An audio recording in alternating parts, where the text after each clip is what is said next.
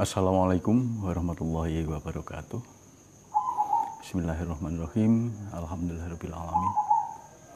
Asyhadu an la ilaha illallah wa asyhadu anna Muhammadar Rasulullah. Allahumma sholli ala sayyidina Muhammad wa ala ali sayyidina Muhammad. Bapak Ibu, mari senantiasa kita bersyukur kehadirat Allah ya.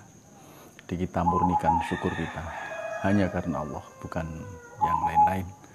Dan kita perlu membiasakan, perlu berlatih dalam syukur ini. Ini sudah masuk pada T2 ya. Syukur itu T2. Orang bisa benar-benar bersyukur kalau sudah bisa menjalankan T1. Kalau T1-nya subhanallah itu sudah bisa kita jalankan dalam perilaku sehari-hari, maka kita bisa bersyukur juga dalam perilaku sehari-hari kita. Jadi tidak hanya terhenti pada ucapan. Selawat serta salam semoga tetap terlimpahkan pada junjungan kita Nabi besar Muhammad SAW. Bapak Ibu yang dicintai dan dirahmati Allah, dari Bapak Ibu jamaah DNSA dan merah dimanapun berada di belahan bumi ini. Agak keren ya, di belahan bumi ini. Semoga pertemuan kita pagi ini bisa memberikan satu manfaat yang luar biasa, manfaat yang baik dalam hidup kita, bisa membuat kita menjadi orang yang berakhlak mulia dan bertakwa kepada Allah SWT. Tema kali ini berkaitan dengan jiwa dan jasad. Jadi kalau dalam penelitian, ini malah bisa dibuat judul pengaruh antara jiwa dengan jasad. Pengaruh kesehatan jiwa terhadap kesehatan jasad dalam penelitian, terutama yang masih mahasiswa ya. S1, S2 atau S3 ya. Jadi asumsinya memang dalam jiwa yang sehat itu mempengaruhi badan kita, mempengaruhi jasad kita menjadi sehat. Itu asumsi pokoknya. Di sekolah dulu saya ingat diajarkan satu kata mutiara ya, yang perlu dibuktikan. Mensana in corpore sano. Di dalam badan yang sehat terhadap jiwa yang sehat. Nah, ini saya sendiri juga nggak begitu percaya dengan kata-kata ini, tapi di sekolah dulu diajarkan seperti itu.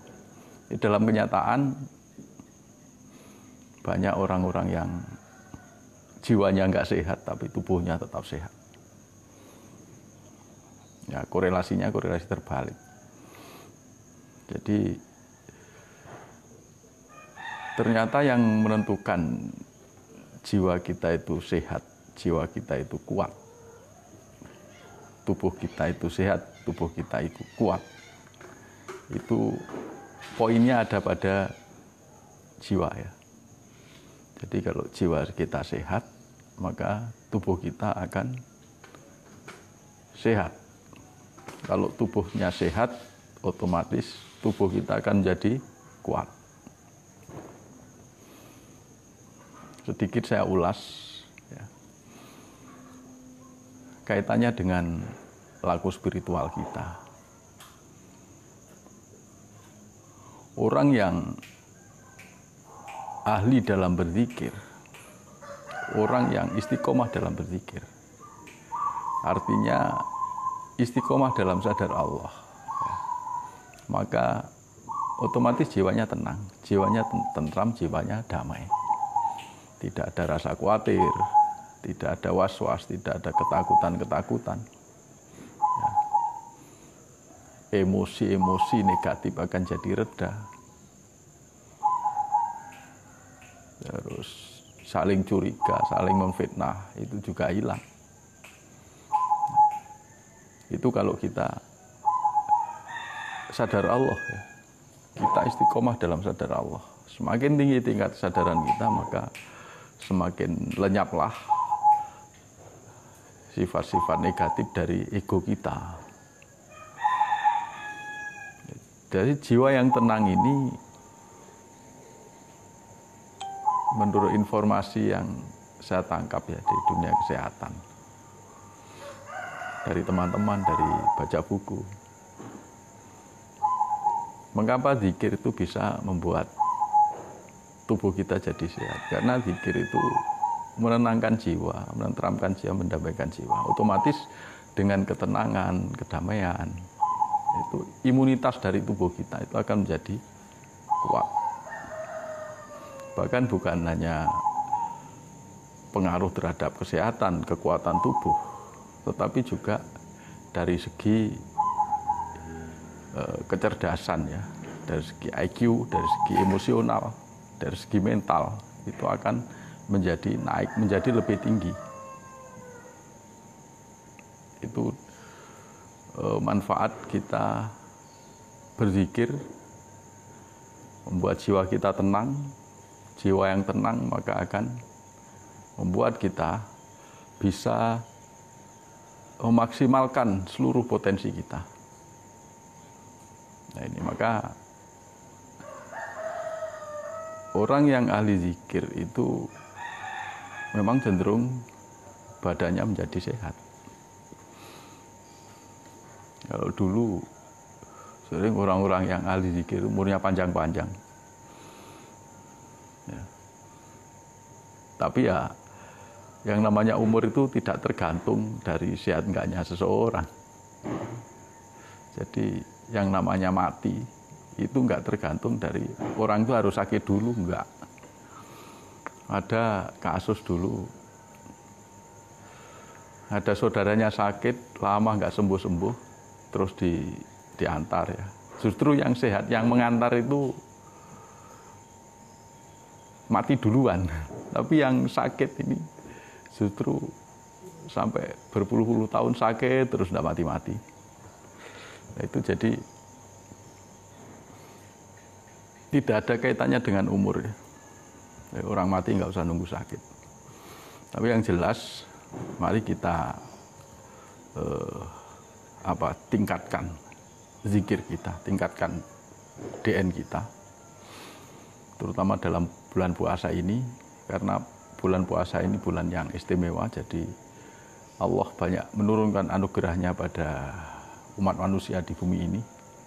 Mari kita sambut anugerah Allah itu dengan ketenangan, dengan kedamaian, dengan zikrullah atau zikir nafas sadar Allah, 3T dan ATP.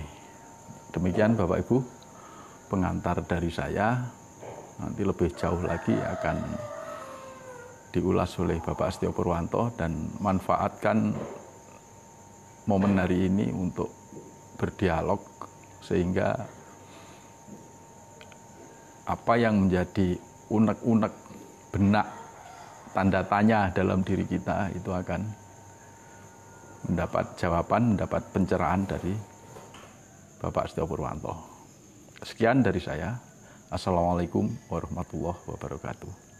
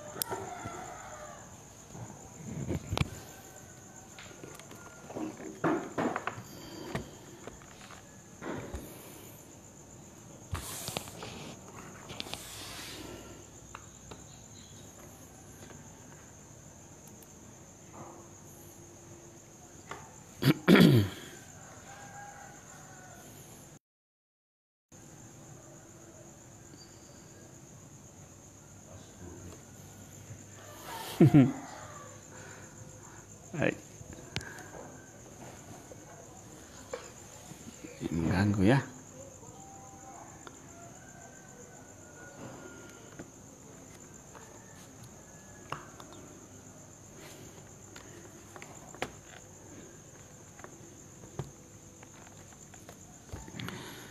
Bismillahirrahmanirrahim.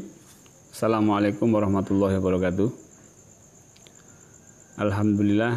Alhamdulillahirabbil alamin. Wassalatu wassalamu ala asrofil anbiya'i wal mursalin wa ala alihi washabihi wasallim ajmain.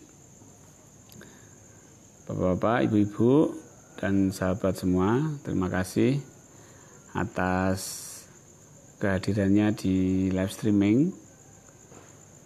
Semoga kita bisa belajar bersama, bisa meningkatkan ketakwaan kita kepada Allah Subhanahu wa taala. Bapak Ibu, materi kali ini kita akan berbincang-bincang, berdiskusi tentang kekuatan jiwa, terutama di dalam bulan Ramadan, di dalam bulan puasa. Baik Bapak Ibu,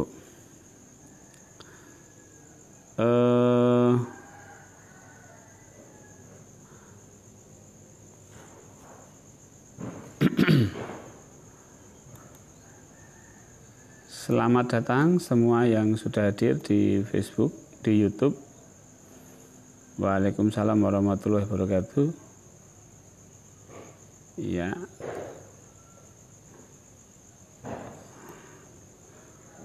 Oke.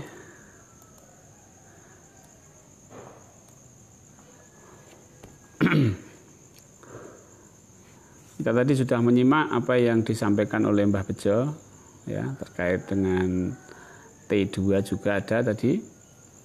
Baik, kita akan ke masalah kekuatan jiwa. Ya.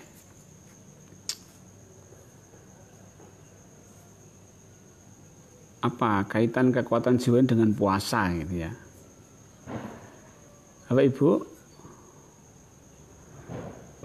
puasa ini menjadi sebuah metode dari dulu. Maka Allah itu menyebutkan dalam Al-Quran itu puasa ini sudah diwajibkan umat-umat sebelum kamu. Umat-umat sebelum kita itu sudah diperintahkan untuk puasa. Tentunya ini puasa ini mengandung sebuah rahasia. Kalau masih rahasia, sekarang akan kita buka rahasia itu, sehingga tidak rahasia lagi. Ya, kemudian juga ini kalau di dunia persilatan, dunia pendekar, dunia apa Pak Jen? Dunia pendekar, dunia persilatan, dunia kesaktian, nah, itu sangat akrab sekali pastinya dengan puasa. Jadi orang-orang puasa itu sampai yang ekstrim-ekstrim gitu ya. Ekstrim-ekstrim itu misalnya seminggu ngebleng gitu, nggak makan nggak minum seminggu coba. 3 hari 3 malam itu ngebleng itu nggak sahur nggak buka loh. Nah, itu puasa. Kemudian ada yang puasa mutih. Puasa mutih itu buka dan sahurnya hanya nasi dan air putih. Dimana hari pertama itu 7 kepal pas sahur. Atau pas buka mungkin ya. Nanti hari berikutnya 6 kepal nasi. Tujuannya apa? Untuk biar bisa sakti. Ada puasa ngerowot. Ngerowot itu hanya makan makanan yang ngerowot yang ada di tanah itu. Misalnya singkong dan sebagainya. Banyak sekali Bapak Ibu, puasa-puasa itu digunakan untuk ritual mencari kesaktian. sebenarnya apa kaitannya antara kesaktian dengan puasa? Mungkin Bapak Ibu yang mantan-mantan orang sakti atau sekarang masih menjadi orang sakti, tentunya pernah menjalani puasa. Puasa yang itu untuk mencari kesaktian, bukan puasa Ramadan, bukan puasa sunnah loh ya. Mungkin Mbah Bejo juga pernah ini puasa. Mbah? Apa pengalamannya Mbah? Puasa apa? Mutih. Puasa mutih. Berapa lama? Ya mulai 7 hari. Nah, 7 hari. Sampai tak bersih. Sampai tak bersih. Ya, puasa mutih. Puasa, kalau di Jawa itu ada puasa weton. Weton itu kelahiran. Misalnya saya ini Sabtu Pon, maka hari Jumat, hari Minggu, hari Sabtu, yang Sabtunya Sabtu Pon itu saya puasa. Kemudian pejangan-pejangan orang-orang dulu, kalau kamu punya keinginan, ya diposoni, ya dipuasai gitu loh. Kalau misalnya kita ingin punya satu keinginan, ya dipuasai gitu. Lah ini apa, ini ada rahasia apa di dalam puasa itu? Bapak Ibu, tentunya kita harus mencermati hal-hal yang seperti itu untuk menambah motivasi kita dalam berpuasa Ramadan ini. Artinya apa? Bahwa puasa Ramadan kita ini bukan puasa yang sia-sia. Habis puasa ya udah gitu. Jadi ada satu yang didapat dari puasa secara real, ya, bukan pahala. Kalau pahala kan kita nggak tahu, itu urusan Allah.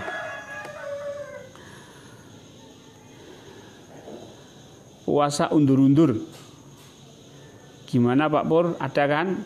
Wah, puasa undur-undur, piye kuwi? Apa Pak Jo?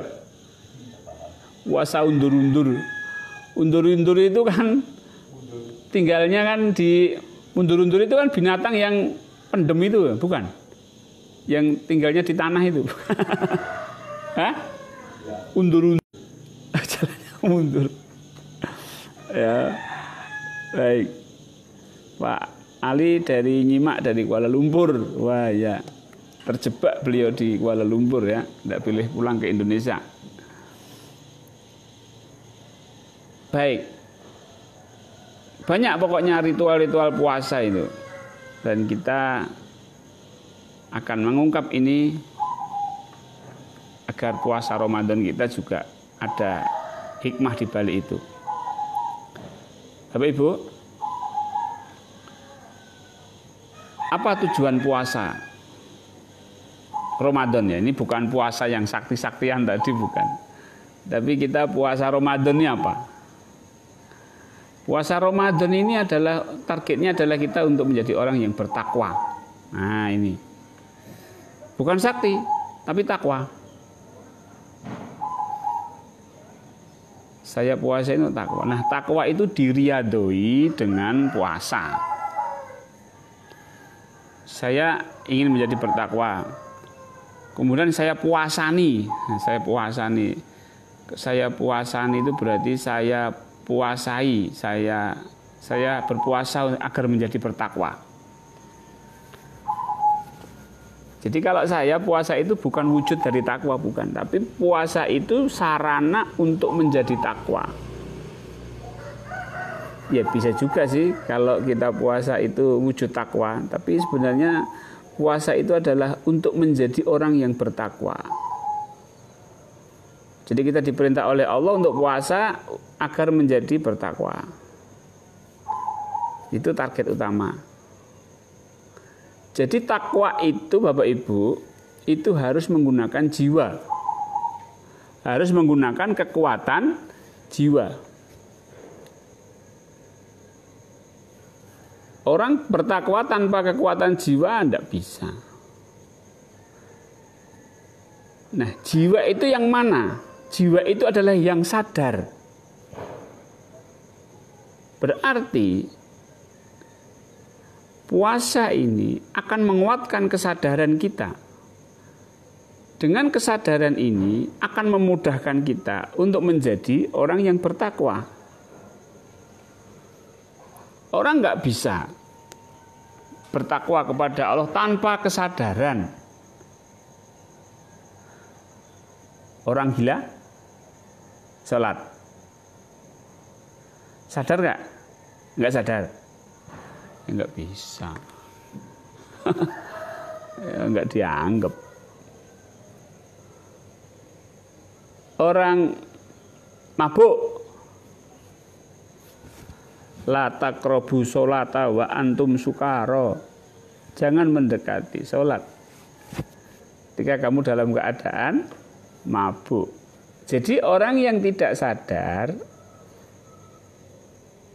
mampu nggak untuk bertakwa?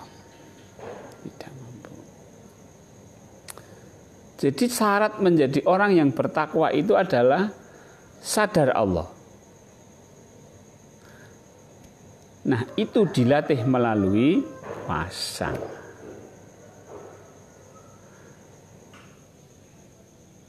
Apa yang dibangkitkan di dalam puasa Ramadan ini? Yang dibangkitkan adalah jiwanya, yang disadarkan adalah jiwanya. Karena jiwa inilah yang bisa menyadari.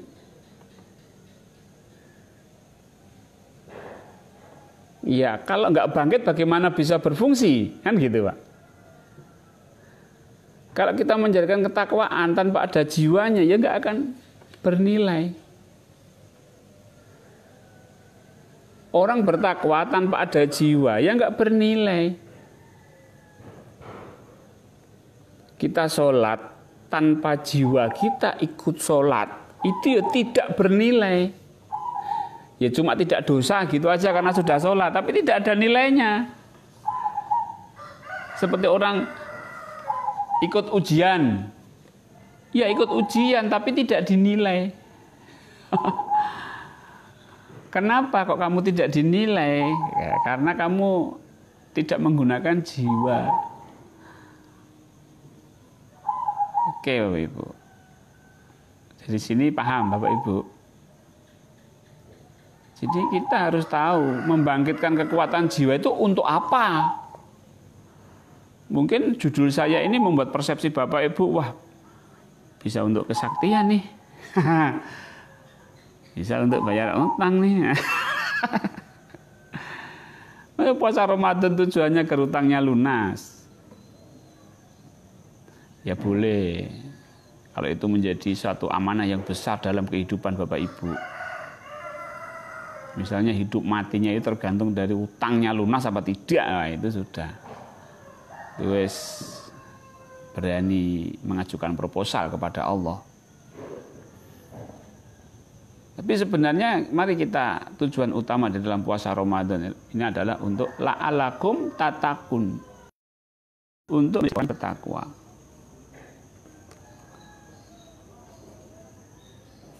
Oke. Pak Imron, sadar Allah plus puasa mutih itu bisa termasuk mensucikan diri dari sesuatu yang bebas. Jadi terbatas. Wah, Pak Imron maaf nggak paham pertanyaannya saya. Bapak Ibu. Kemarin kita kembali ke materi. Tadi puasa mutih sudah ya. Cuma ini pertanyaannya dari Pak Imron saya belum begitu paham. Bagaimana teknik kondisi bawah sadar untuk cepat kembali ke sadar Allah?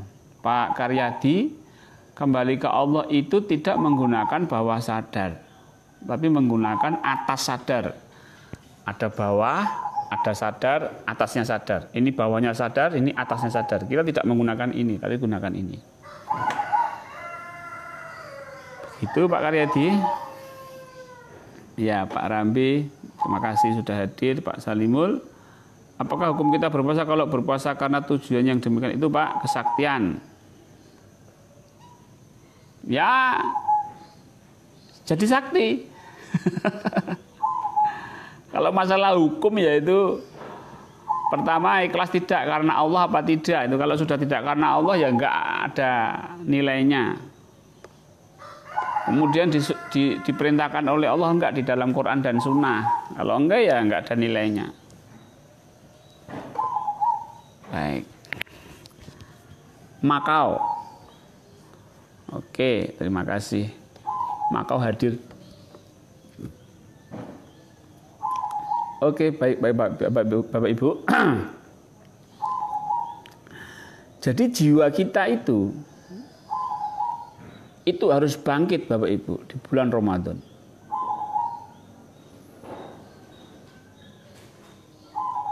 Bapak Ibu yang pernah ikut latihan patrap gerak terutama bersama saya di Padepokan Patrap, kita bukan seperti ya, kita memang digerakkan Allah tanpa kita bisa mengendalikan. Nah, disitulah kita sadar bahwa ada jiwa yang menyadari gerak dan ada tubuh yang digerakkan dan tidak bisa dikendalikan. Berarti jiwanya yang hadir, jiwanya yang muncul, jiwanya yang bangkit. Nah, di dalam puasa ini Bapak Ibu, kita sengaja untuk menonaktifkan jasad kita agar kita sadar dengan jiwa kita. Tapi kalau jasadnya lemes, ngantuk, jiwanya juga ikut lemes, ngantuk, ya sudah. Nggak ada kekuatan yang bangkit kalau begitu. Jadi coba Bapak Ibu, kita sama-sama belajar mencari di mana kekuatan jiwa ini. Ketika kita sudah lemes, sudah ngantuk, ya kan? Tapi kita masih dipaksa untuk bekerja. Pakai apa kita kerjanya kita?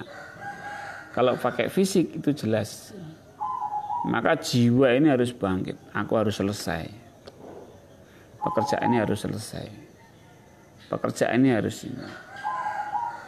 Nah, muncullah kekuatan jiwa, kesadaran terhadap amanah yang sedang dijalankan.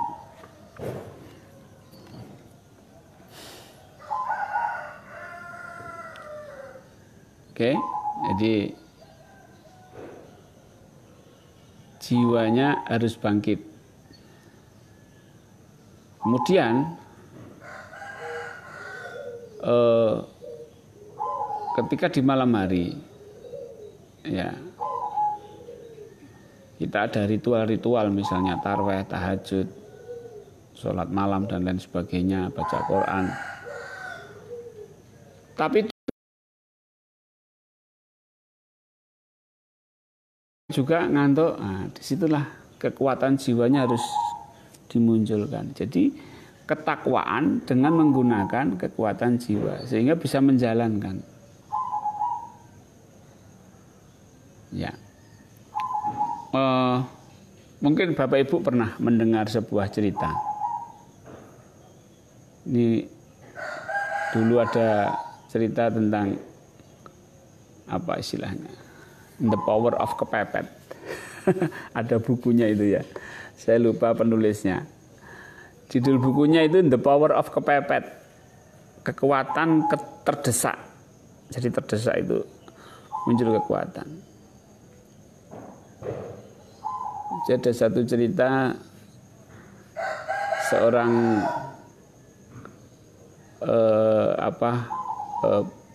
seorang raja mengumumkan barang siapa yang bisa berenang melewati kolam ini maka akan saya hadiahi putrinya dia akan saya nikahkan. Wah, semua pangeran-pangeran di berbagai kerajaan ceritanya gitu ya, datang untuk mempersunting putri itu, tapi syaratnya harus berani untuk bisa berenang. Wah, kalau cuma berenang gampang bisa. Aku siap.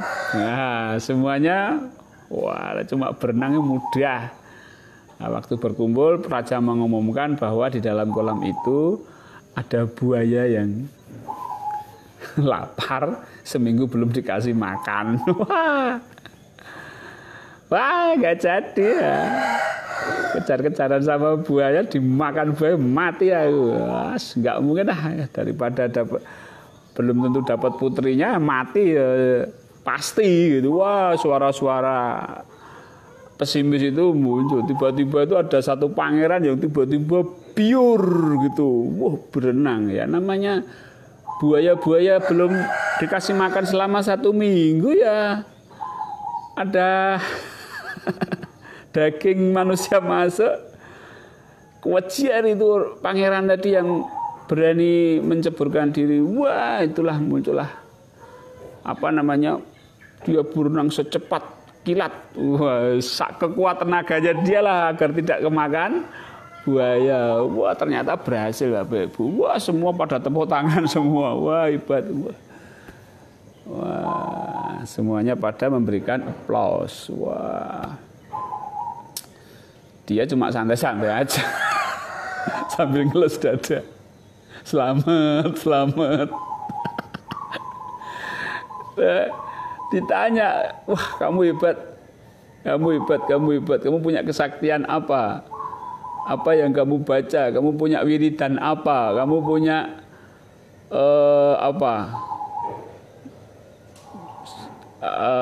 kekuatan apa gitu?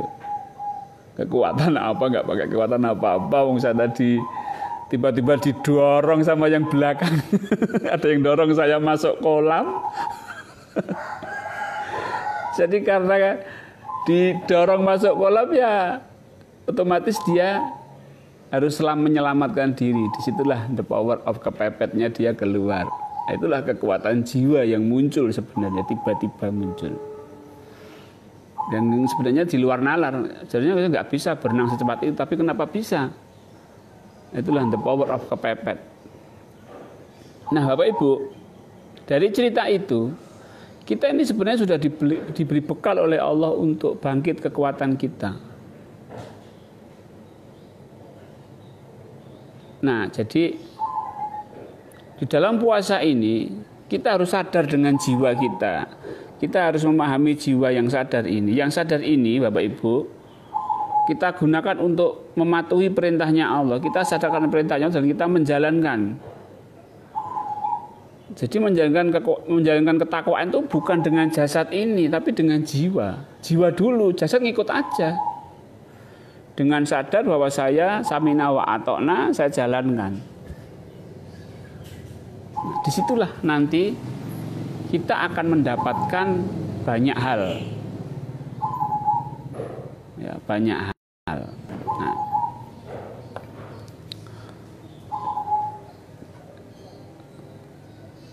jadi karena ada jiwa yang kuat, maka fisik itu seperti punya energi tambahan. Kalau nggak percaya, Bapak Ibu boleh nyoba begini.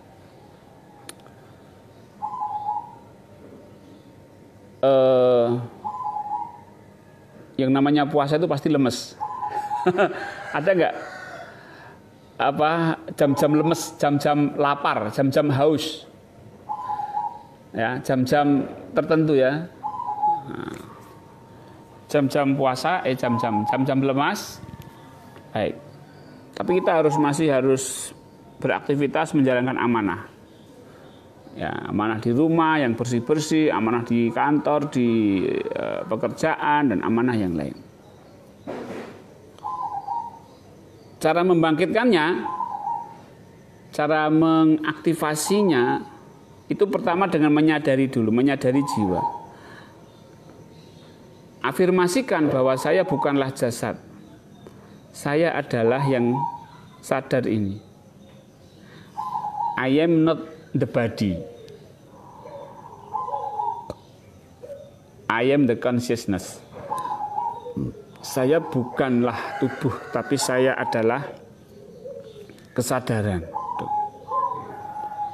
Sekarang setelah sadar, coba sadari Allahu Akbar. Sadari kekuatan Allah. Allahu Akbar ya. Pelajari lagi tentang Allahu Akbar. Allah yang lebih besar dari apapun. sadari itu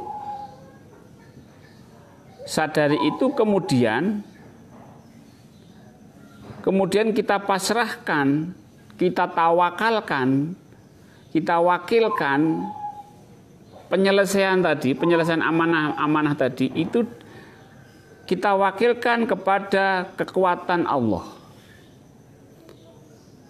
Bismillahirrahmanirrahim. Berarti apa? Kita tidak menggunakan kekuatan kita. Ini kesadaran loh ya, bukan jasad loh ya. Kita pakai kesadaran, saya menyadari yang menjalankan ini nanti bukan kekuatan saya, tapi kekuatan Allah yang Allahu Akbar tadi. Jadi yang menjalankan adalah kekuatan Allah. Kesadaran loh ya. Tetap nanti dalam aktivitas ya, fisik ya, jasad kita yang akan menjalankan. Tapi kesadaran kita itu tawakal. Kesadaran kita itu mewakilkan kepada Allah. Itu langsung breng, semangat kok. Boleh dicoba. Itulah bangkitnya sebuah kesadaran akan mempengaruhi jasad. Ya, tapi benar seperti Pak Zain tadi, apakah jasad mempengaruhi jiwa? Enggak, kalau saya. Kalau jiwa mempengaruhi jasad, iya. Tapi kalau jasad mempengaruhi jiwa, tidak. Jiwa mempengaruhi jasad, iya. Maka Bapak Ibu, yang dibangkitkan adalah kejiwaannya, jiwanya. Bagaimana membangkitkan jiwa? Membangkitkan jiwa itu dengan menyadari sesuatu yang lebih besar. Kalau kita lemas, masih menggunakan kekuatan yang lemas ini, ya nggak bisa. Sadarilah kekuatan Allah, Allahu Akbar. Nah, kesadaran inilah yang akan mempengaruhi tubuh kita. Makanya ada satu pepatah itu, pesimis itu sudah merupakan 80% kegagalan. Nah, kenapa pesimis? Karena kesadarannya aku tidak bisa. Kalau sudah dia sadar bahwa dirinya tidak bisa, itu sudah 80% gagal. Tapi kalau aku bisa, bukan aku bisa, artinya aku menyadari bahwa Allah memberikan kemampuan kepada saya untuk menjalankan amanah ini, maka 80% berhasil. Ini kekuatan jiwa. Maka kalau orang-orang pekerja tukang-tukang itu ya, tukang itu kan panas-panas begitu ya. Tapi kalau mindsetnya wah nanti panas tuh haus, ya sudah, kesadarannya panas membuat haus, kekuatannya nggak ada ya nggak kuat. Tapi kalau niat itu kuat, Pak. Ada contoh lah yang sering kita dengar kalau kita punya sakit mah. Ternyata dengan puasa juga mahnya nggak kambuh. Kenapa? Karena ada satu afirmasi, satu kesadaran bahwa saya puasa dan tidak sakit mah. Hai Bapak Ibu, paham ya Bapak Ibu? Jadi itu bagaimana kita membangkitkan kekuatan jiwa kita itu melalui puasa. Jadi melalui puasa itu dibangkitkan kekuatannya, basicnya. Setelah itu aplikasikan dalam ketakwaan nantinya. Ya sekarang ini juga kita aplikasikan dalam ketakwaan. Makanya puasa ini adalah sebuah rangkaian kegiatan untuk menjalankan sebuah amanah besar yang kita. Demikian Bapak Ibu. Oke, ada soalan? Ya, bahasa Malaysianya soalan. Ada pertanyaan dalam bahasa Indonesia. Dia adalah tujuan lain dengan puasa dan ibadah yang lain karena Allah dan mengharapkan. Betul, Habib Terang dari Sarawak. Bang Yunus, apakah dengan menyadari bahwa kita dimampukan Allah berpuasa itu termasuk puasanya karena Allah? Nah, kalau puasanya karena Allah ditanya lah karena Allah atau enggak? Ya. Kalau karena Allah ya karena Allah berarti. Karena ini masuk ke niat. Kalau kita menyadari dimampukan Allah tapi puasanya tidak karena Allah ya. Hanya sadar dimampukan saja tapi puasanya tidak karena Allah ya tidak. Jadi Pak Yunus harus karena Allah, dimampukan sama Allah, nah itu. Izin bertanya Pak Pur, kalau menjalankan puasa kholwat, wah puasa kholwat itu gimana ya Pak? Saya malah belum paham, beriadoh. Nah itu coba dicek secara syariat dulu Pak, kira-kira sesuai enggak? Kalau masalah boleh dan tidak, itu kaitannya dengan syariat. Syariat membenarkan tidak. Kalau syariat sudah membenarkan, tinggal karena Allah apa tidak, itu masuk hakikat. Tapi kalau syariat tidak terpenuhi, ya nggak perlu membahas hakikatnya. Tapi kalau syariatnya sudah benar, nah hakikatnya itu karena apa? Karena Allah atau bukan? Nah itu baru. Pak Ilyas, Pak Pur dalam DN setelah meluaskan kesadaran selanjutnya kok saya kayak mau nunduk terus sampai tempat sujud. Ya enggak apa-apa Pak. Yang penting kesadarannya meluas terus loh ya. Jadi kesadarannya tetap luas terus. Atau kesadarannya melampaui yang luas, yaitu kesadaran akan Allah. Nah, perkara yang disujudkan begini, jangan sampai pikiran kesadarannya menyempit kepada tubuh, tapi terus meluas atau langsung masuk ke yang menciptakan yang luas. Gitu Pak Ilyas.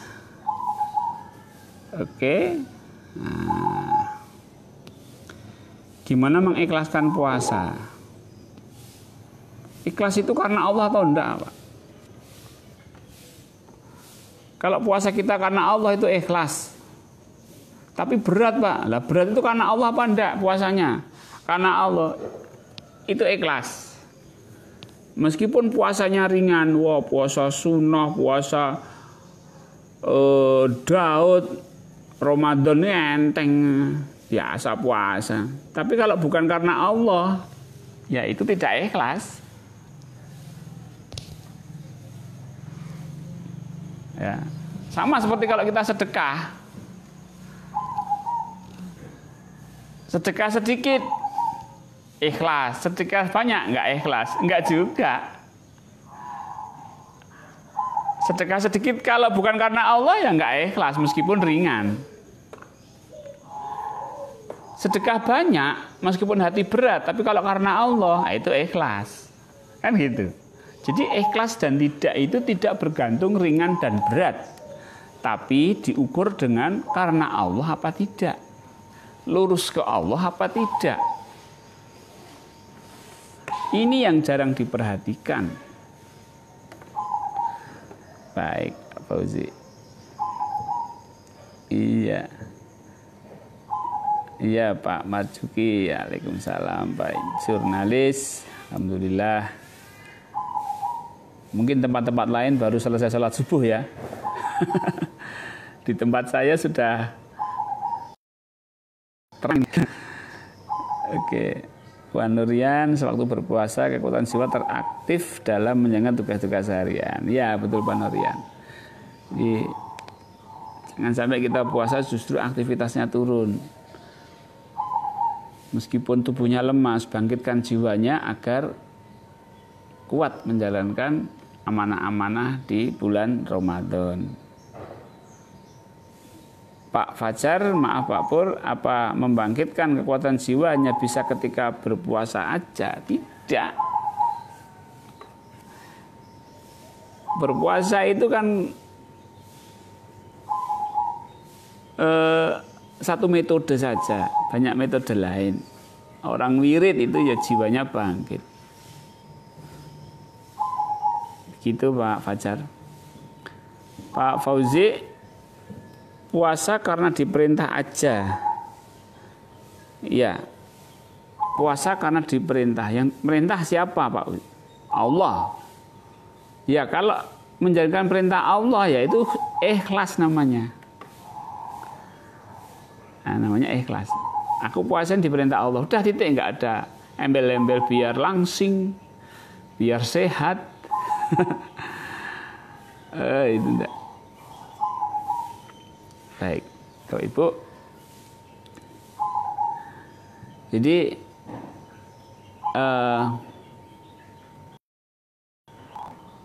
kita masih ada sisa waktu selama beberapa hari ini.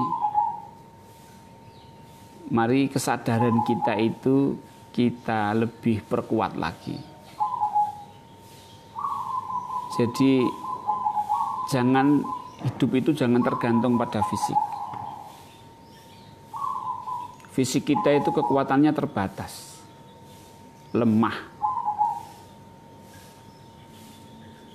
Untuk menjalankan amanah-amanah Allah yang luar biasa ini, kalau fisik loh ya itu gak akan bisa. Maka kesadaran inilah, maka Allah tidak akan merubah nasib suatu kaum kalau kaum itu tidak mau merubah dirinya sendiri. Jadi Bapak Ibu, tugas kita itu adalah merubah diri kita. Apa yang kita rubah? Yang kita rubah adalah dari tidak mampu menjadi sadar bahwa saya dimampukan Allah. Saya dibisakan oleh Allah. Ini agak berbeda dengan para motivator. Motivator itu membangkitkan egonya, aku bisa. Aku bisa. Sambil berdiri di meja, aku bisa, teriak-teriak. Apanya yang bisa kamu? Nanti keluar dari lokasi pelatihan lemes. Hidupku ini susah. Kok kembali susah, tadi katanya bisa. Makanya Bapak Ibu kita nggak perlu sombong. Jadi afirmasinya bukan aku bisa. Aku dibisakan Allah. Bukan aku mampu, bukan begitu. Aku dimampukan Allah. Makanya kita punya amanah yang besar. Aku dimampukan Allah, aku dibisakan Allah untuk menyelesaikan ini. Lah aku sendiri bisa enggak? Enggak bisa. Aku enggak bisa. Ya. Kalau motivator itu aku bisa, kalau di sini malah justru aku enggak bisa. Lalu terus gimana? Yang bisa siapa? Aku hanya dipisahkan oleh Allah. Insya Allah dengan begitu kekuatan spiritual, kesadaran kita tentang kesadaran ilahiyah itu akan bangkit. Baik. Pak Pur, akhir-akhir ini ketika DN setelah meluaskan kesadaran terus sebut hu Allah, setelah lama kemudian kepala sering mendongak ke atas. Kadang kepala berputar-putar, terima kasih.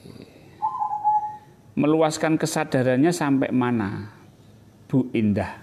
Pak Indah apa Bu Indah ya ini? Pak Indah Faiz. Luaskan kesadarannya sampai kepada yang menguasai yang luas. Ya, sampai yang menguasai yang luas yaitu Allah. Biasanya kalau sudah gitu diem, tubuh itu nggak bergerak-gerak. Kalau masih bergerak-gerak, ada kemungkinan itu masih belum luas seluas alam tak terbatas atau lebih, yaitu yang menciptakan alam tak terbatas. Gitu Pak Indah. Bang Yunus, biar dapat jodoh boleh Pak? Wah boleh. Kalau ingin dapat jodoh, orang dapat jodoh itu kan biar disenangi kan sama lawan jenis kan gitu. Coba bagaimana membangkitkan aura orang itu seneng. Lalu orang itu wajahnya itu nggak begitu cantik, nggak begitu ganteng gitu ya. Tapi dilihat tuh orang itu seneng. Nah, itu berarti auranya. Dan yang namanya orang cari jodoh itu jangan fokus kepada orang yang disenangi saja. Open saja. Jangan terpaku kepada masa lalu. Kalau nggak dapat itu enggak. Terbuka, harus terbuka. Magnetnya itu terbuka gitu loh. Jadi besar. Tapi kalau cuma harus dapat teman SMA, harus dapat teman SMP gitu. Harus dapat itu, enggak. Harus terbuka kalau mau dapat jodoh. Nanti biarkan Allah datangkan itu mana yang Allah pilihkan. Jadi jangan close mind tapi open mind. Nah, auranya dibangkitkan dengan apa? Aku disayang Allah, aku dikasihi Allah, aku dicintai sama Allah. Aura seperti itu akan membangkitkan orang-orang pada seneng. Terutama lawan jenis. Itulah. Ya, bisa dipraktekkan. Silahkan. Mana tadi? Oh ini. Ya, Bu Ii, Mas Almi, Pak Pur, apakah betul Rasul menjalankan puasa sunnah Senin Kamis? Betul, Bu. Nanti dibaca hadisnya lagi. Pak Asman dari Sepang, Malaysia ikut nyimak. Baik. Orang tahu dalam DN. Waduh, gimana tadi ya pertanyaannya? Wah, ini lupa, Pak. Ini pertanyaan itu susah kalau untuk ini ya, karena nggak ada replay itu nggak ada ya, jadinya ini nyambung kemana saya sudah lupa karena pertanyaannya banyak. Saya dari Terengganu, bagaimana mau kawal nafsu sebelum berbuka puasa karena banyak makanan mau dibeli di pasar.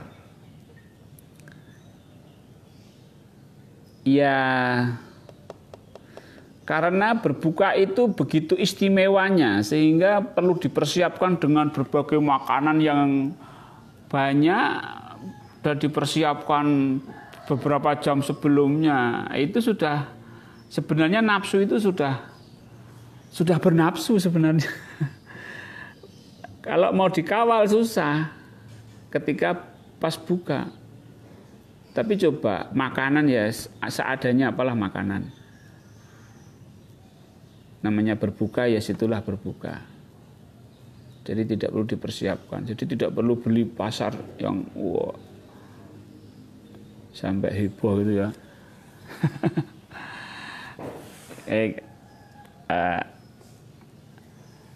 Ahmad, semuanya tergantung kepada Allah ya Pak. Iya betul sekali Pak Nurian. Mulai kesadaran sampai ke alam semesta, contoh alam semesta, gunung, lautan, galaksi. Sampai lebih dari galaksi lagi. Nanti sampai kepada yang menguasai alam semesta. Jadi nanti timbul ketenangan. Tubuh itu sudah nggak bergerak-gerak lagi. Ya, baik silakan dipelajari lagi ya Pak Fauzi.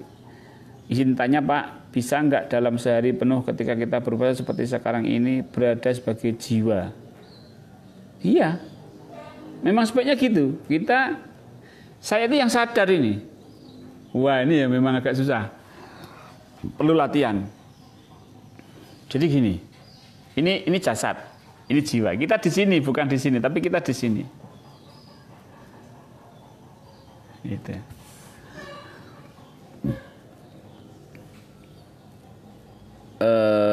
Assalamualaikum Mas Pur, suara burung begitu menggoda ya. Itu burung punya Allah, diamanahkan ke Mas Pur. Kira-kira bisa ditransit amanah ke uang Mas Pur. Oh maksudnya iya lah, itu dilepas juga nggak bisa cari makan sendiri loh itu. Itu dilepas nggak bisa cari makan sendiri. Makanan dia itu di sini sudah jarang. Dia susah itu. Ini makanannya udah khusus. Ya kalau zaman dulu masih banyak pertanian, masih banyak ini.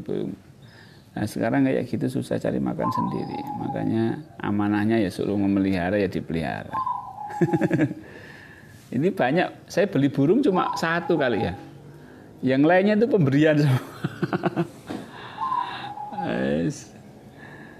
Baik Bapak Ibu. Ya, Puan Vida, bagaimana kabar di Batu Pahat? Baru hadir. Kita sudah nak selesai. Ya. Ini sudah pukul berapa? Oke Bapak Ibu. Saya lihat di Facebook dulu. Ada pertanyaan enggak di Facebook? Tidak ada pertanyaan. Baik. Bapak Ibu, demikian apa yang bisa saya sampaikan bersama Mbah Bejo di acara ngobrol santai. Saya harapkan kita bisa mengambil manfaat dari apa yang kita bincangkan di sini. Apakah penjelasan saya terlalu sulit dipahami Bapak Ibu? Saya minta maaf jika sulit, karena kadang-kadang untuk mencari pilihan kata menjelaskan tentang jiwa, tentang keadaan-keadaan di luar jasad kita itu memang agak susah ya. Jadi perlu ada satu diskusi begitu ya. Kan kita bahas kekuatan jiwa. Jiwa itu yang mana sih Pak? Bedanya dengan ruh itu apa sih Pak? Gitu. Pokoknya jiwa itu yang sadar. Yang sadar itu seperti apa sih Pak? Yang sadar itu yang menyadari. Nah gitu ya. Jadi kadang-kadang saya itu ini Bapak Ibu, kesadaran itu apanya sih yang susah? Kan tinggal menyadari saja. Tapi kadang-kadang orang itu berpikir bahwa kesadaran itu suatu yang jiwa itu yang udah, padahal ya tinggal menyadari saja. Itulah jiwa. Memang tugas jiwa itu adalah yang menyadari. Oke. Baik, ini ada tambahan sedikit dari Pak Karyadi yang menciptakan rasa tenang, kita meluaskan kesadaran sampai pada yang menciptakan. Nah, terasa tenang. Betul, Pak. Kita harus bisa sampai kepada yang menciptakan. Pak Bay, Pak Mesti jelas, Pak Oneng Manado hadir, Pak Bedawi terima kasih, sangat jelas sekali dari Johor. Alhamdulillah Pak Bedawi. Semoga bisa silaturahmi ke Johor nih, sudah lama tidak ke Johor saya. Ke Johor Batu Pahat tempatnya Puan Vida, sudah bertahun-tahun dulu sering ke sana. Ya, mudah-mudahan diperjalankan Allah bisa silaturahmi. Baik Pak Salimul, alhamdulillah. Niat beramal biar selamat di akhirat itu gimana ya? Karena Allah ya, selamat. Menjalankan ibadah karena Allah ya, selamat. Tapi kalau tidak karena Allah nggak selamat. Baik, demikian Bapak Ibu, mudah-mudahan bermanfaat dari saya dan Mbah Bejo. Banyak kekurangan, mohon maaf, mudah-mudahan bermanfaat. Billahi taufik wal hidayah. Wassalamualaikum warahmatullahi wabarakatuh.